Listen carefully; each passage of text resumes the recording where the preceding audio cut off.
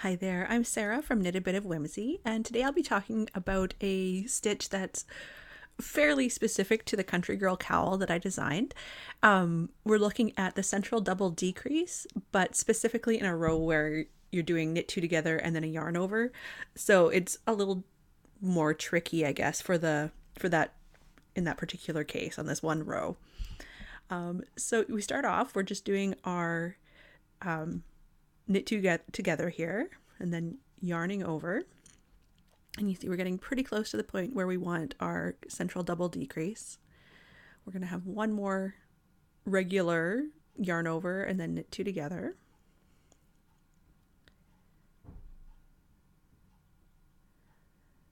and then we yarn over one more time, and we're going to slip both stitches together as if to knit two together. In fact, we knit the next stitch on our left hand needle.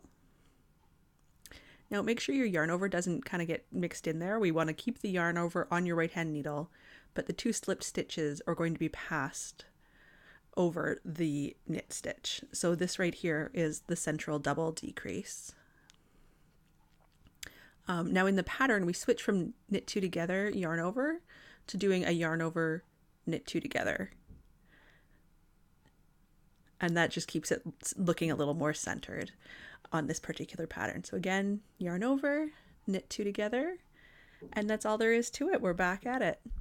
So thanks so much for watching. My name is Sarah from Knit a Bit of Whimsy, and you can find more tips, tricks, patterns, all those good things at knitabitofwhimsy.com. Thanks. Bye.